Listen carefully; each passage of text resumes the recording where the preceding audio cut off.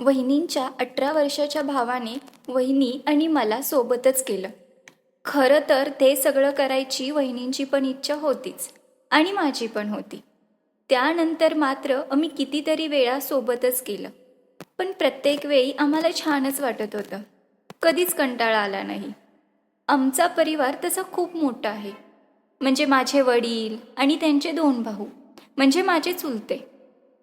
माझ्या चुलत्या, त्यांची मुले, नातवंडे आणि आजी आजोबा असा सगळ्या नात्यांनी भरलेला आमचा परिवार आहे. त्यात माझे वडील सगळ्यात लहान आणि मी त्यांनी एकुलती एक मुलगी आणि परिवारातील सगळ्यात छोटी मुलगी असल्यामुळे माझा लहानपणापासूनच खूप लाड झाला होता. माझ्या वडिलांपेक्षा जास्त तर माझे चुलतेच मला काय हवं नको ते बघत होते आणि माझ्या चुलत्यांना तर फक्त मुलंच असल्यामुळे तर माझा विशेष लाड सगळ्यांकडून होत होता. माझे 3 भाऊ आहेत. एक मोठ्या चुलत्यांचा मुलगा आणि 2 मधल्या चुलत्यांची मुलं. त्यातल्या एकाचं लग्न फक्त झालं नाही, बाकी दोघांची झाली होती. त्यामुळे त्यांच्या बायकोंसोबत वेळ घालवून मी घरातल्या माझ्या मैत्रिणींची कमी पण पूर्ण केली होती. त्यात जास्त तर माझं पटतं ते सारिका वहिनींसोबत. सारिका वहिनी म्हणजे आमच्या सागरदादाची बायको. ती दिसायला फार सुंदर आणि देखणी आहे. कोणीही तिला पहिल्या नजरेत बघितलं तरी विचारल की तुम्ही पिक्चरमध्ये काम करता का?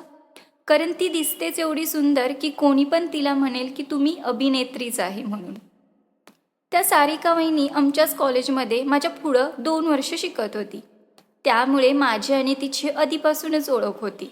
त्यामुळे तिच्यासोबत जमवून घ्यायला मला फारसा असा वेळ लागला नाही. त्यांचं झालं असं, सागरदादा मला रोज बाईकवरून सोडायला कॉलेजवर यायचा आणि त्याच वेळी बरोबर सारिका वहिनींचं कॉलेजला यायचं. टायमिंग झालेलं असायचं आणि अशातच सागरदादाला ती आवडली. त्यामुळे तर रोज न चुकता मला कॉलेजला सोडायला आणि न्यायला यायला लागला. आधी मला वाटलं की माझा भाऊ माझी किती काळजी घेतोय, पण थोड्या दिवसांनी मला हळूहळू जाणवू लागलं की सागरदादा आपल्या बहिणीसाठी नाही तर सारिकासाठी रोज येतोय. मग एक दिवस मी दादाला म्हटलं की तुझं काय चाललंय ते समजतंय मला. यावर तो एवढंच म्हणाला की समजतंय ना, मग लक्ष घाल की. तो असं बोलल्यावर मी सारिका वहिनींसोबत ओळख वाढवली. येता जाता कधी आम्ही भेटलो की आम्ही एकमेकींसोबत गप्पा मारू लागलो. आणि असंच एक दिवस कॉलेज सुटल्यावर सारिका वहिनी आणि मी बोलत उभे होतो. एवढ्यातच सागरदादा मला न्यायला आला आणि त्याने बाईक सरळ आमच्या जवळ आणली. मग मी विचार केला की हीच ती वेळ आहे पुढं काहीतरी करायची आणि मी लगेच सारिका वहिनीसोबत त्याची ओळख करून दिली आणि वहिनीला सांगितलं की हा माझा मोठा भाऊ आहे म्हणून. तर त्यावर ती म्हणाली की हो माहिती आहे मला, मी येता जाता बघते ना तुम्हाला. मग त्यानंतर हळूहळू ते दोघं एकमेकांकडे बघू लागले. पण बघण्याच्या पुढं काय त्यांची गाडी सरकतच नव्हती. शेवटी एक दिवस मी सारिका वहिनीला म्हटलं की माझ्या दादाला तू खूप आवडतेस. तुला तो तो आवडतो का? यावर हो किंवा नाही उत्तर द्यायचं सोडून ती म्हणाली की उद्या तुझ्या दादालाच मला हे विचारायला लाव. मी ठीक आहे असं म्हटलं आणि मग सागरदादाला घडलेली सगळं सांगितलं. तर त्यावर तो एवढा घाबरला की पुढचे 4-5 दिवस तो मला सोडायला कॉलेजला आलाच नाही. आणि त्यानंतर एक दिवस तो मला सोडायला आला तर समोर सारिका वहिनी उभीच होती. तिने आमच्या गाडीला हात केला. मग दादाने गाडी थांबवली. त्यानंतर ती मला म्हणाली की पूजा तू जरा बाजूला जा, मला तुझ्या दादासोबत बोलायचं आहे. मी लगेच बाजूला गेले, पण दादाला मात्र घाम फुटला होता. त्यानंतर ती दादाला म्हणाली की पूजानं मला सांगितलं ते खरं आहे का? तुला मी आवडते का? तर दादा हिम्मत करून हो बोलला. आता यावर सारिका वहिनी काय बोलणार याचीच भीती होती. पण ती म्हणाली की माझी एवढी परीक्षा होऊ दे, मग तू घरी येऊन माझ्या मम्मी पप्पांना आपल्या लग्नाबद्दल विचार. सारिका वहिनी असं बोलून निघून गेली. मी तिथंच बाजूला उभी होती आणि मला दादाच्या चेहऱ्यावरची स्माईल बघूनच मी ओळखून गेले की यांच्यात काय बोलणं झालं असणार.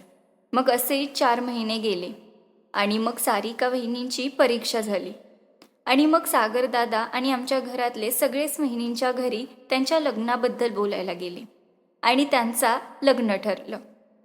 साखरपुडा लगेचच केला आणि मग 4 महिन्यांनी त्या दोघांचं लग्न पण झालं. आणि शेवटी सारिका आमच्या घरात आली. माझी मैत्रीणच माझी वहिनी झाल्यामुळे बाकी लोकांपेक्षा माझं तिच्यासोबत जरा जास्तच जमत होतं. घरातलं वातावरण सगळं आनंदाचंच होतं. मी आणि वहिनी सतत गप्पा मारत असायचो. आमच्या दोघींनी पण फिरायला खूप आवडायचं. घरातली कामं झाली की मी आणि वहिनी आम्ही बागेत फिरायला जायचो, पिक्चरला जायचो, शॉपिंग करायला पण जायचो. आणि अशातच आमच्यासोबत अजून एक मेंबर ॲड झाला. तो म्हणजे माझ्या वहिनींचा लहान भाऊ महेश. महेश 18 वर्षाचा होता आणि त्याने नुकतीच 12वीची परीक्षा दिली होती. महेशचा स्वभाव खूप गमतीशीर होता आणि तितकाच हळवा होता. तो मला आणि वहिनीला खूप समजून घ्यायचा. म्हणजे जी गोष्ट आम्ही घरच्यांसोबत बोलू शकत नव्हतो ती आम्ही महेशसोबत बोलायचो. आणि नवल या गोष्टीचं की महेशकडे त्यावरचं सोल्युशन नक्कीच असायचं. तो खूप हुशार होता. असंच एक दिवस आम्ही बागेत बसलेलो असताना समोरच्या बाकड्यावर बसलेल्या एका परिवाराचं बोलणं कानावर पडलं. आणि ते असं होतं की त्या परिवाराने कोकणात समुद्रकिनारी फिरायला जायचं नियोजन केलं होतं आणि त्याबद्दलच्या तयारीचं त्यांचं बोलणं चालू होतं. आणि ते बोलणं मी आणि वहिनी कान लावून ऐकत होतो. आणि याच वेळी महेश आम्हाला काहीतरी सांगत होता. याकडे काय आमचं लक्ष नव्हतं. त्यानंतर महेशला समजलं की आमच्या दोघींचं लक्ष पण त्याच्याकडे नाहीये. त्यावर त्यानं विचारलं, फिरायला जायचं बोलणं एवढं मन लावून का ऐकताय? त्यावर वहिनी म्हणाली की मला पण एकदा तरी कोकणात फिरायला जायचं आहे. समुद्रकिनारी 1-2 दिवस मज्जा करायची आहे. आणि मी पण वहिनीच्या बोलण्यात बोलणं वाढवलं. आणि मग महेशला समजलं की आम्ही दोघींना पण फिरायला खूप आवडतं म्हणून. तसं आमच्या घरात आम्हाला कशाचीच कमी नव्हती. हवी ती गोष्ट अगदी लगेच हातात मिळायची. फक्त एकच गोष्ट घरच्यांच्या विरोधातली होती, ती म्हणजे मुलींनी कुठं लांब जायचं नाही. मग त्यामुळे महेशनं एक युक्ती केली की आमच्या घरात असं सांगितलं की वहिनी आणि मला त्याच्या घरी 2 दिवस राहायला नेतोय. आणि त्याच्या घरात असं सांगितलं की मी 2 दिवस दीदीकडे राहायला जातोय. पण खरं तर ना आम्ही त्याच्या घरी राहायला गेलो नाही ना तो आमच्या घरी राहायला आला नाही. खरं तर महेशने कोकणात फिरायचं नियोजन केलं होतं. महेश, वहिनी आणि मी आम्ही तिघेच फिरायला गेलो. खरं तर वहिनींची आणि माझी पण फिरायला जायची इच्छा होतीच आणि त्यामुळे आम्हाला खूप भारी वाटलं. त्या 2 दिवसात आम्ही खूप एन्जॉय केला आणि मनासारखं जगलो.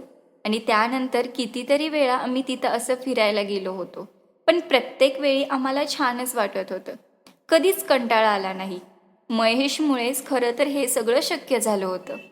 मला तर विश्वासच बसत नव्हता की वहिनीच्या 18 वर्षाच्या भावाने मला आणि वहिनीला सोबतच एवढ्या लांब फिरवलं असेल.